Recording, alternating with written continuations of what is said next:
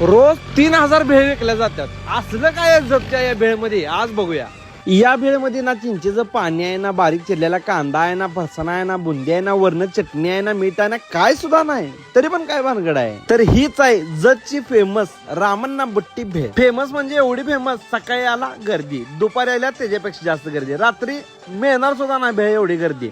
असली जबरदस्त रामण्णा बुट्टी भेळ आहे. बुट्टी म्हणजे काय सांगू काय, ही जी परडी दिसते का ना, ह्याच्यात भेळ देतात. पार्सलची खास सोय आहे म्हणून त्याला बुट्टी भेळ. कांदा हाताने आपण फोडायचा, घ्यायचा, खायचा, सोबत मिरच्या देतात कट न करता.